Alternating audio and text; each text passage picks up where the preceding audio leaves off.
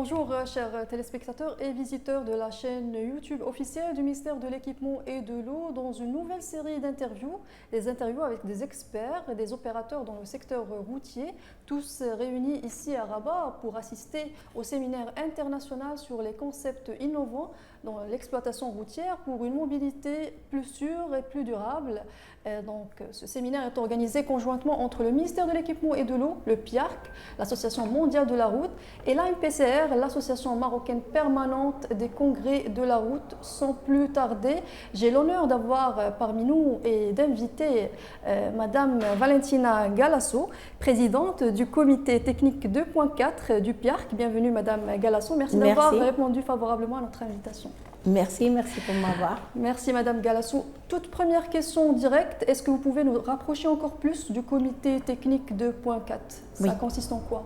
Bon, bien sûr. Alors, le comité technique, c'est un comité qui traite le sujet de l'exploitation routière et des systèmes de transport intelligents. C'est un comité qui est à la 3e édition, c'est-à-dire que ça fait longtemps qu'on étudie le sujet.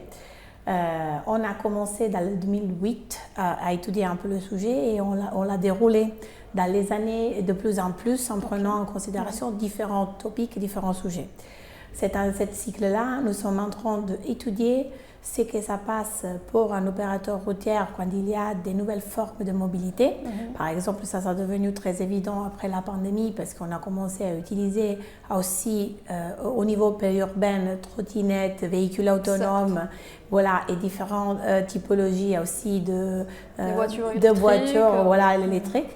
Et ça pose beaucoup de challenges pour un opérateur routier pour comprendre bien comment gérer toute cette typologie de véhicules sur la route, voilà. Autant que s'agit aussi d'étudier comment des systèmes qui sont des systèmes intelligents peuvent être mis en place pour faciliter et comprendre toujours les besoins des usagers. Et ça, c'est très particulier aussi parce que les besoins ne sont pas tous égaux. Exact. Il y a plein de différences, femmes entre hommes, petites filles, grand-mère aussi, et des personnes qui ont des problèmes de mobilité. Voilà, il y a plein de différences, comme il y a plein de différences dans différents pays dans le monde. Donc c'est vraiment un sujet énormément vaste, mais c'est très intéressant. Et qui concerne tous les pays du globe. Oui. Ça nous mène au choix. Pourquoi le choix de cette thématique ? Donc c'est une priorité pour votre comité, c'est ça ? Oui, alors il y a le séminaire au Maroc, pour nous, c'est un moment c'est vraiment un moment d'échange entre le précédent cycle et le prochain. Alors, c'est qu'on a décidé, quand on a fait la première discussion avec notre collègue marocain, c'est de prendre le mot qui sont déjà des mots-clés dans le prochain thème stratégique de PIARC et de l'utiliser pour créer la conjonction entre le présent et le futur. On voulait donner cette conjonction parce que le sujet de durabilité, de sécurité routière, mais aussi des différentes formes de mobilité sont des sujets très actuels aussi au Maroc. Et donc, on a pris beaucoup aussi l'occasion pour savoir l'opinion du Maroc par rapport à ça pendant le processus de développement de nouvelles plans stratégiques. D'accord, très clair. Pour la prochaine question, on évoque beaucoup de concepts innovants comme MaaS, Mobility as a Service, et les systèmes intelligents de transport. Est-ce que vous pouvez nous rapprocher un peu plus de ces concepts ? Oui. Vous pouvez évoquer peut-être l'expérience de votre pays, l'Italie ? Bien sûr. Alors, première chose qu'il faut dire, c'est que tous les pays, ils ont des besoins qui peuvent être couverts par rapport à un système d'exploitation routière, soit qui soit un pays en voie de développement, soit qui soit un pays plus développé. Il y a des différences, bien sûr. Est-ce que ces concepts valables pour tous les... Oui, alors ce que nous, on a beaucoup étudié, c'est que c'est possible qu'ils soient valables pour tous. C'est la chose très importante, c'est que pas tous ils ont les mêmes priorités. Donc l'utilisation et les applications de systèmes de transport intelligents dans un pays, ça peut être beaucoup focalisé sur un certain sujet. Par exemple, au Maroc, c'est très intéressant ce que vous faites avec le poids lourd parce que c'est quelque chose que vous avez beaucoup et donc pour vous, c'est beaucoup plus intéressant. Par contre, par exemple, c'est beaucoup plus focalisé comme en France ou en Angleterre sur les routes qui sont payantes, par exemple, et plutôt sur les véhicules aussi automatisés ou électriques parce qu'ils ont différents besoins. Mais le système basé et les processus qui sont à la base, c'est exactement pareil. C'est vrai aussi qu'il y a beaucoup de possibilités d'avoir ce que nous avons appelé dans le cycle low cost ITS, c'est-à-dire des systèmes qui sont développés avec des capteurs simples, même notre portable peut être utilisé comme ITS. Dans le cas où il y a des problèmes d'infrastructure, l'infrastructure n'est pas encore très développée, ou aussi il y a la volonté de ne pas faire encore des grands investissements et d'innover en partant un peu, oui, en faisant un peu d'expérimentation et pour avoir différents niveaux de développement. Ça, c'est ce que ça passe dans beaucoup de pays, par exemple en Argentine, ça qui est en train de se passer aussi en Italie, où on est en train d'expérimenter beaucoup ce que nous appelons les routes intelligentes. Mais optimiser dans les coûts. C'est optimisé, alors c'est toujours en fait un grand compromis entre les bénéfices qui sont réels, parce que bien sûr on peut avoir beaucoup plus de sécurité routière et aussi d'efficacité dans la gestion routière, mais c'est vrai aussi que cette nouvelle technologie, en beaucoup de cas, apporte des financements qui sont importants, donc c'est très important de partir aussi avec les innovations et les expérimentations qui permettent de voir vraiment comment optimiser et gérer cette typologie de technologie par rapport aux besoins vraiment d'un certain fois local. Par exemple, ce qui se passe au nord de l'Italie, ça peut pas exactement être ce qui se passe au sud parce que les besoins des usagers peuvent être différents. Ça dépend aussi par l'intégration avec des autres en fait, moyens de transport. Ils ne sont pas développés égales. Et donc ça, c'est quelque chose de très intéressant. Après, on a introduit dans cette cycle le concept de mobilité as a service. Ça, c'est très particulier parce qu'on parle beaucoup, mais c'est très focalisé sur la mobilité urbaine. On pense beaucoup aux startups, on pense beaucoup au privé. Mais ce que nous venons d'étudier, en fait, c'est le fait que les gesteurs routiers, donc vraiment l'opérateur, et si cet opérateur, c'est un gouvernement, un ministère, quelqu'un qui est vraiment public, peut vraiment lancer le sujet et ouvrir le marché parce que le bénéfice par rapport à ce qui vient d'être défini, la mobilité as a service, sont incroyables, mais ça doit être vraiment sponsorisé par l'État parce que seulement les privés, ils ne peuvent rien faire tout seul. Exactement. Ça nous mène à une question, quels sont les bénéfices justement de l'application de ces concepts innovants pour les gouvernements, pour les parties prenantes? Alors, première chose, c'est très important de penser que quand on développe un système de transport intelligent, on a beaucoup de technologies qui sont digitales, donc on capitalise beaucoup sur tout ce qui sont la data et toutes les technologies qui, dans certains cas, ils sont déjà sur la route. Par exemple, on pense aux caméras, on pense aux capteurs du trafic.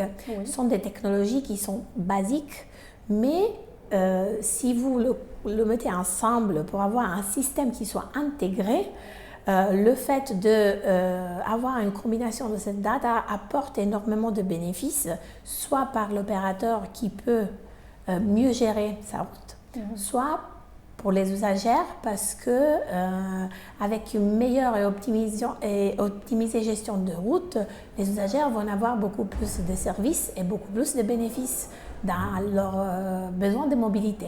On a parlé des bénéfices versus les challenges. Quels sont les défis pour implémenter ces solutions? Oui, alors sûrement ils sont beaucoup. Ce que nous avons toujours dit dans le comité, ça fait longtemps, c'est que la challenge la plus grande, c'est pas la technologie, parce que la technologie suit beaucoup le marché et on est déjà à un très bon niveau technologique. Donc il y a déjà soit les infrastructures, soit les petites technologies qui peuvent être exportées partout.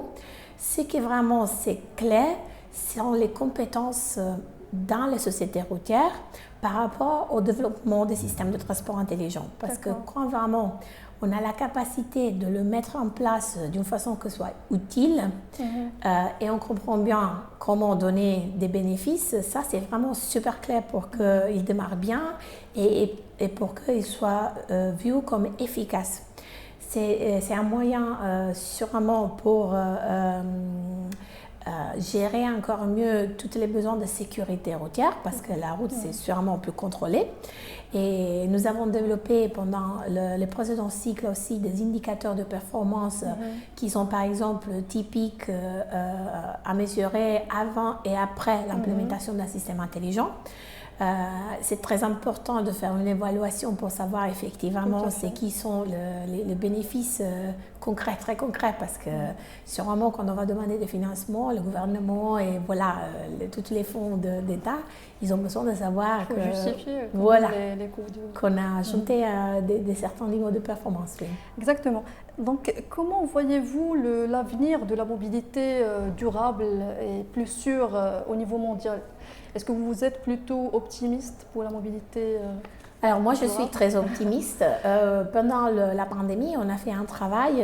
Notre comité a pris partie à le groupe de travail sur le Covid, en fait, l'étude de la pandémie et les impacts qui ça a eu sur le système de transport. Et c'est qu'on s'est toujours dit, même dans les moments où il y avait des lockdowns partout, c'est que ça allait apporter énormément de bénéfices. On a fait des enquêtes qui sont disponibles sur le site Piarc. Et une question très intéressante en relation au système de transport intelligent, c'était le niveau de digitalisation. Beaucoup de sociétés routières, ils ont manifesté la nécessité d'incrémenter les niveaux digital pour qu'ils puissent se défendre contre la pandémie. Alors, il y a par exemple des pays qui ont accéléré énormément leur plan de développement des ITS et ils ont eu des énormes bénéfices par rapport au contrôle de la pandémie.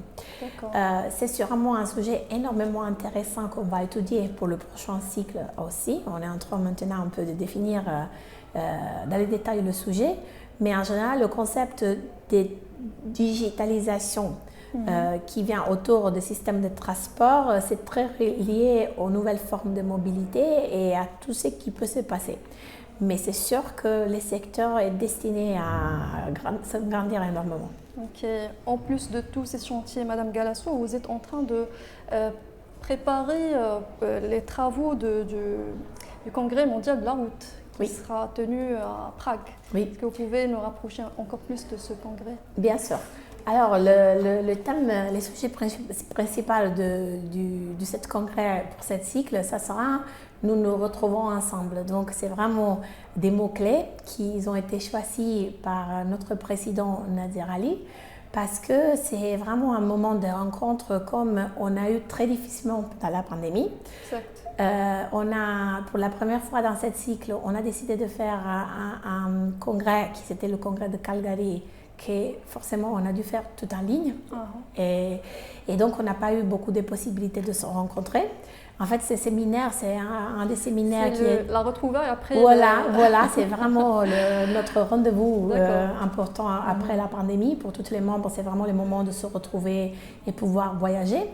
Prague sera encore plus que ça. Il va se dérouler la première semaine d'octobre entre le 2 et le 6. Et tous les comités techniques, ils vont présenter leurs résultats. Donc, nous sommes maintenant vraiment en train de bosser pour finir tous les travaux parce qu'il faut rendre le rapport technique. Et après, il y aura aussi la possibilité d'avoir beaucoup d'interactions avec nous. Il y aura un stand Piarc où les personnes peuvent venir nous voir et chaque expert va passer pour le stand pour donner un peu des avis sur certains sujets. Et il y aura aussi des workshops qui sont des moments d'énormes interactions où on veut vraiment écouter les gens, c'est qui ça passe dans les secteurs, dans tous les pays du monde. Pensez que le congrès, c'est le moment où tous les experts, même qui ne sont pas partie de l'association, se retrouvent. Donc, c'est vraiment un échange énorme. Exactement. Donc, on vous souhaite plein de courage pour vos chantiers et pour la préparation de ce congrès à Prague. Merci. Merci beaucoup. Je vous remercie beaucoup, Madame Valentina Galasso. Je rappelle que vous êtes présidente du comité technique 2.4 au Piarc pour toutes ces informations et d'avoir répondu favorablement à notre invitation. Merci beaucoup. Merci, chers téléspectateurs. Je vous donne un autre rendez-vous pour une autre interview. À très bientôt.